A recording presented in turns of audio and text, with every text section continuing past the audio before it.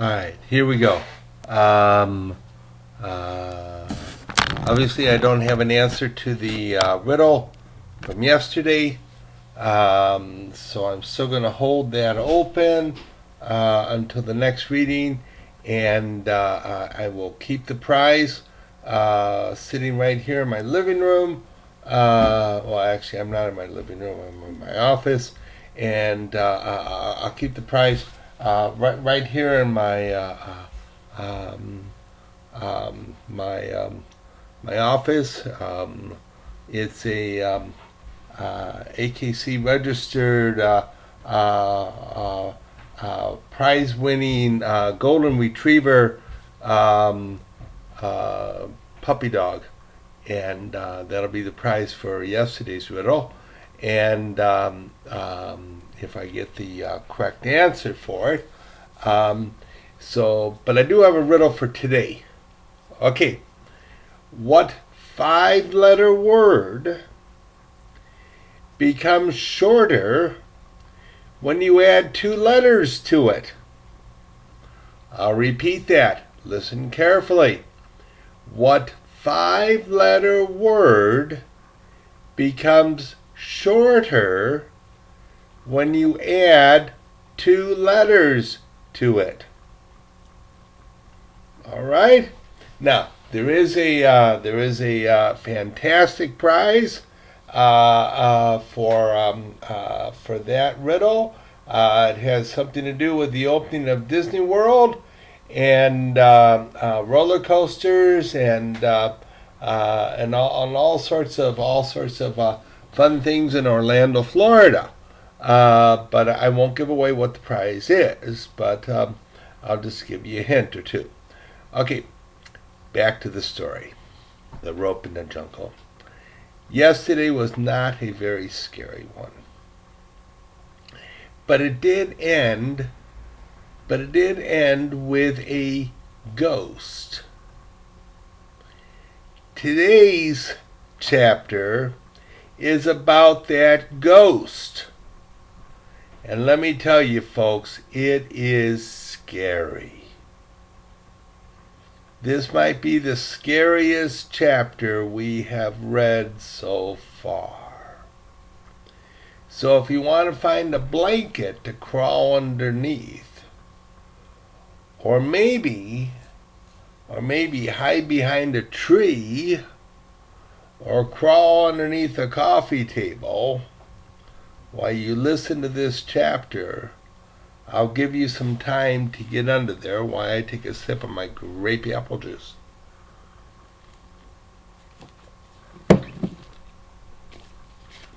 Okay. Chapter 11. The Extape. The Ghost. Don Teo himself ferried across the river.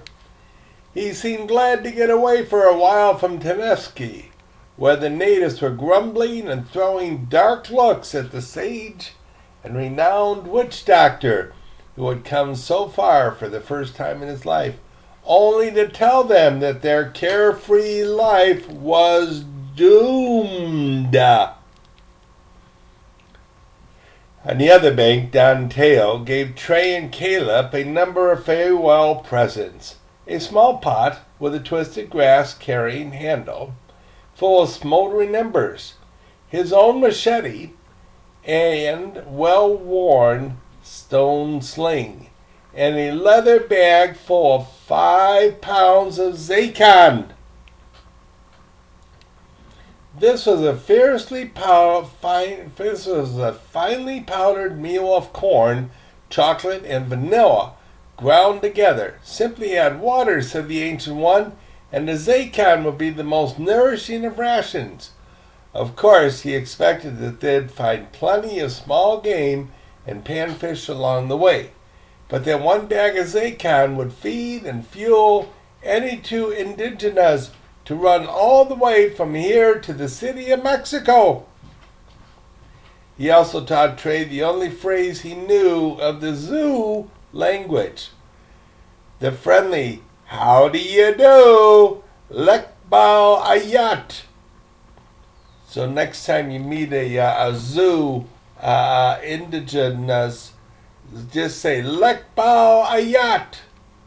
If, he said, Caleb and Trey were God-favored enough not to be immediately shot down by arrows from ambush and eaten. That is, if a zoo should show himself, a quick greeting might surprise him enough that he would at least hesitate before beheading them with the machete and then eating them. Are Trey and Caleb gonna get eaten? Oh, this is getting scary. They parted from the aged witch doctor with considerable ceremony. Trey and Caleb thanked him for all his guidance, kindness, and teaching.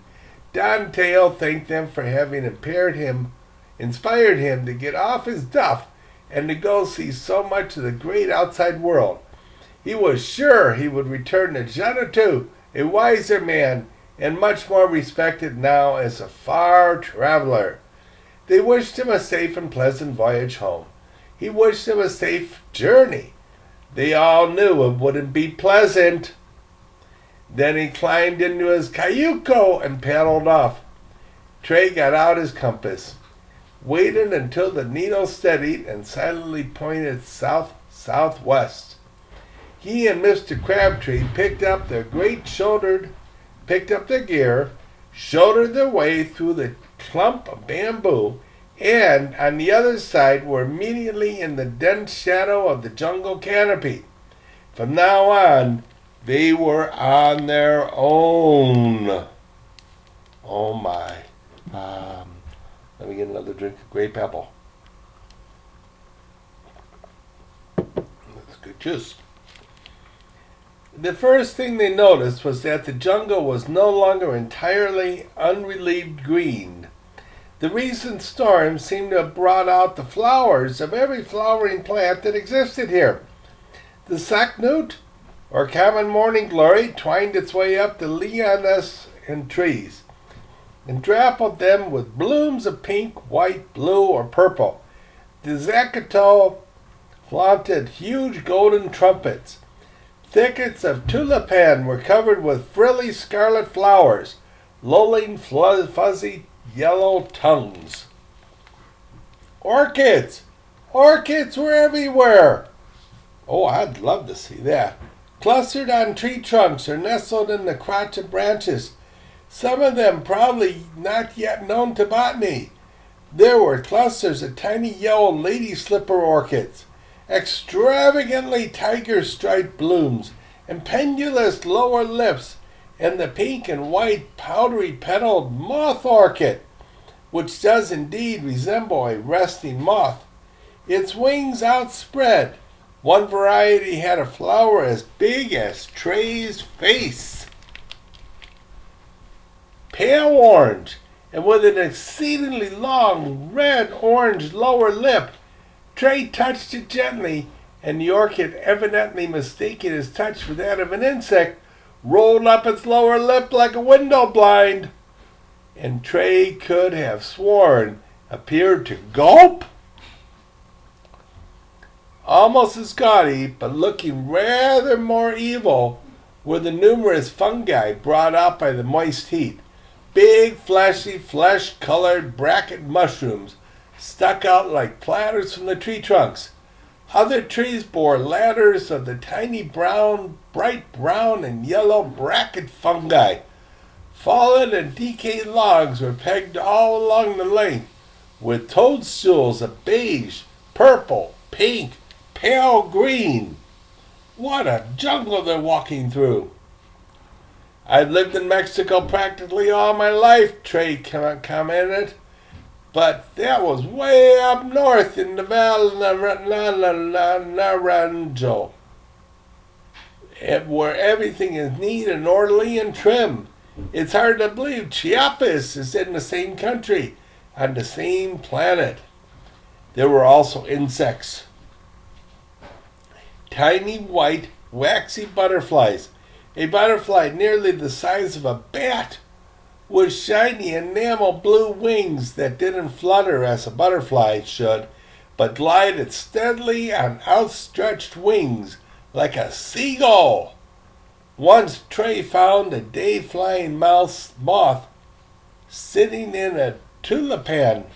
Its wings were drab gray tan, except for 2 triangles in each wing. They were exact scarlet of the tulipan flower. Then it flew to the violet orchid, and the 4 triangles turned violet. Curious, Trey investigated and discovered that the triangles in the moth's wings were transparent little windows. There were less beguiling, but more numerous insects too. On other occasions, Trey stepped into a solid-looking hummock of dirt that crumbled under his feet and disgorged a teemy hordes of tinnipin, red fire ants. Before he could move, they swarmed up his boots, inside his dungarees, and all over his body, biting all the way. Trey moved then, all right. He did an agonized dance, swatting at himself and pinching folds of his clothes. It took him a half hour to crush all the ants that had got him, and he bore the welts for weeks. They bit him in every spot of his body.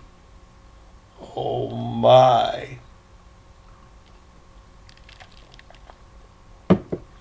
The 2 travelers only rarely had to resort to the Zaycon emergency rations. Trey never became an expert with the Hun-Tun sling,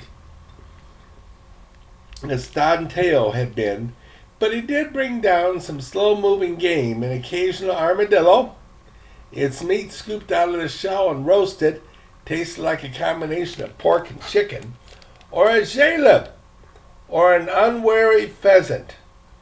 And the unlimbered his fishing line and hook every time they came to a pond or stream to haul in a hard-fighting lobina, bass, or smaller mojero, sun perch. Thus they progressed, and the days passed, and the miles went, and more miles stretched on before them. Any scientist with natural history, whether a student of plant life, animal life, rocks, or fungi, could have spent his entire career happily and profitably studying any single mile of this primeval jungle. But Caleb and Trey had 90-some miles of it to cross, and they were more intent on crossing it than studying it very closely. So their wonderment was soon jaded. They became deaf to the day-long birdsong, the birds squawking, and the strident, soughing noise the Tibetan cockadoos, cicadas. They began to find the journey tiresome day after day of a color-speckled greenish blur going past their weary eyes and going much too slowly to suit them. They plodded through the few open spaces, hacked with the machete through vine entanglements, climbed over fallen tree trunks, scraped their way over rock outcrops, got clawed by thorny shrubs, sweated until their clothes were caked with salt, slogged through mud, and sloshed through marshes. This does not sound like a fun walk. One day they found their way barred by a fairly wide but placid river, a curious bright blue in color. It was not the blue of the reflected sky, but of water itself, a blue as unnaturally vivid as a kindergarten child's painting of a river.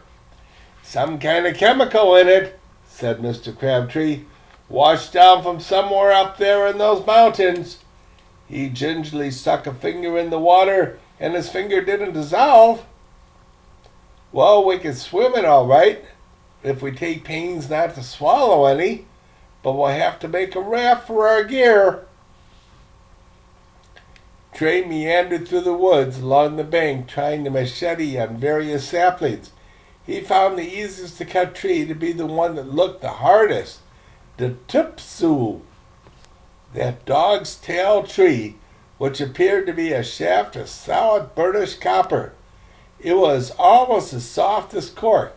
So while Trey chopped a number of these saplings into 6-foot lengths, Caleb also wandered about, pulling down pliable vines.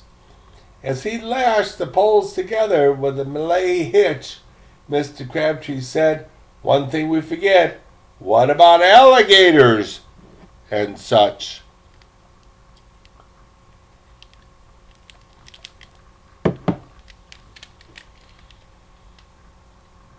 They're going to swim with the alligators and such.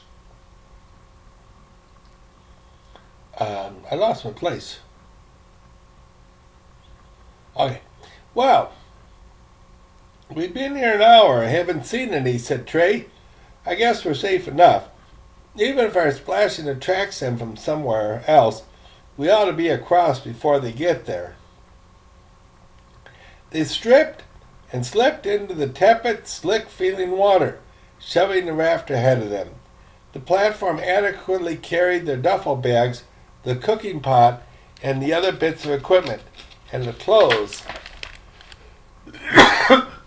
they had been wearing. Trey remarked that Don Teo had been wrong when they said the tupso tree was of no use at all.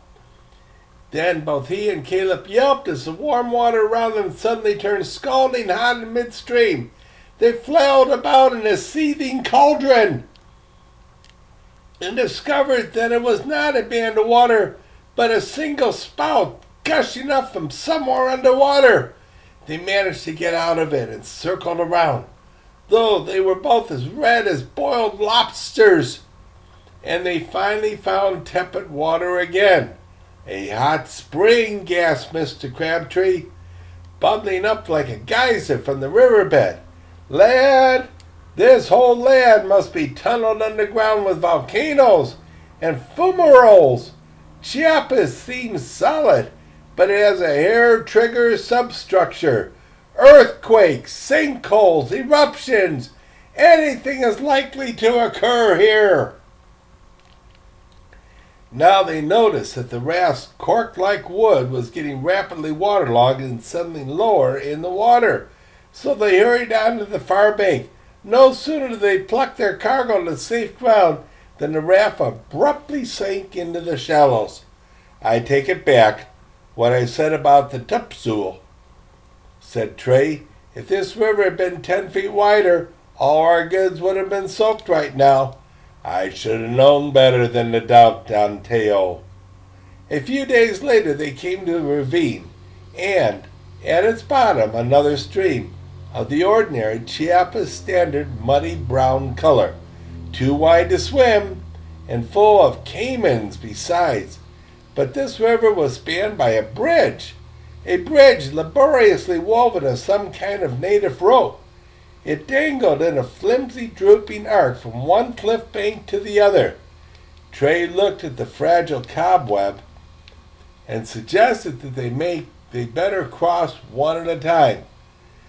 But the master rope maker examined the construction of the ropes on this side and the fastenings to the nearby tree. Good thing they had a rope maker with them.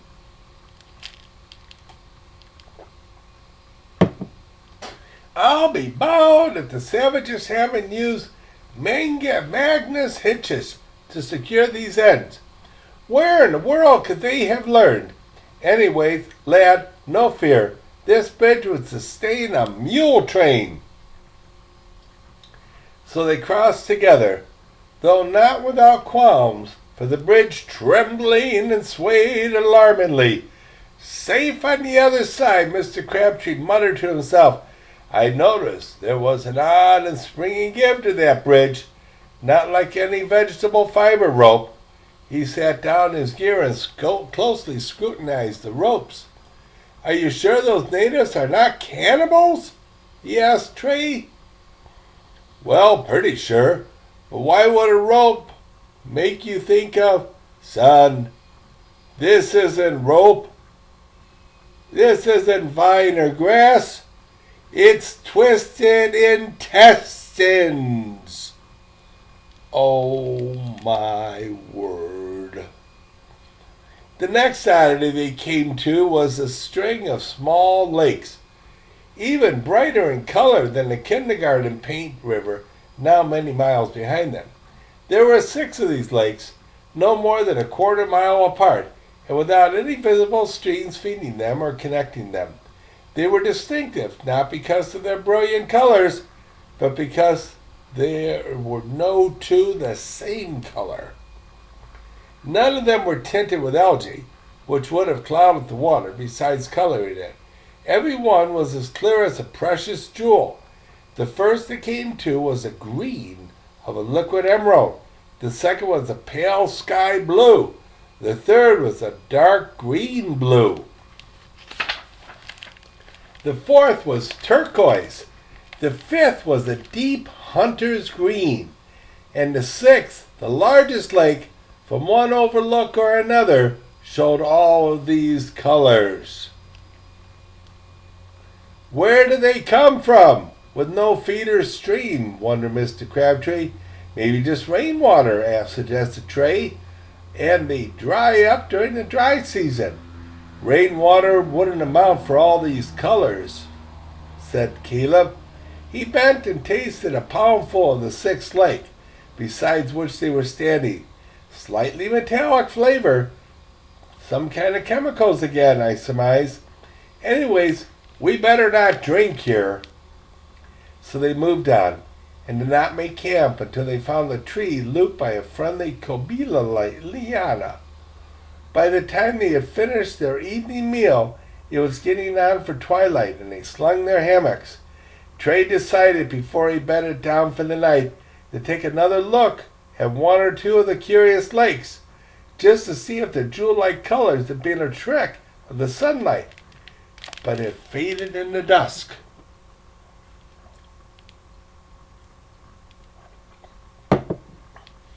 He consulted his compass. Then he picked his way through the trees, accompanied only by a few idly wandering and twinkling kukaji fireflies.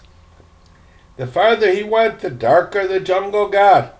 Trey was considering turning back when he brought up short by the sight of something, a vague, glowing white column in the darkness just before him. Oh no, what is it? When he halted, the pale column moved closer to him and became a human figure. A tumult of remembered warnings went through Trey's mind. The figure was that of a young girl, her slim body clad in a long, loose white koob, the dress of the jungle women. Time for a drink.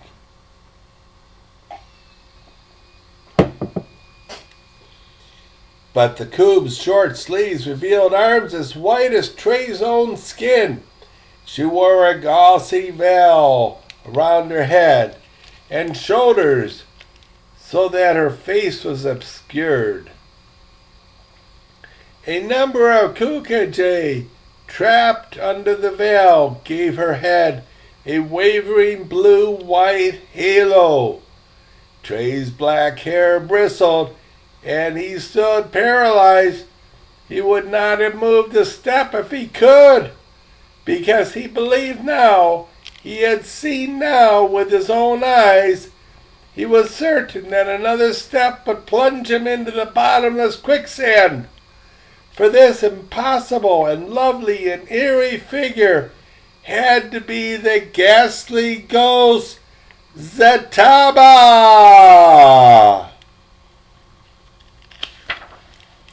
That's the end of the chapter. I'm scared. I don't know about you, but I am scared. Yeah. Okay, chapter 12, the Tenochtitlan. Okay. And we'll pick that up next time. Don't forget about the riddles and the prizes for the riddles. The answers have to come to me. So, all right. Bye-bye.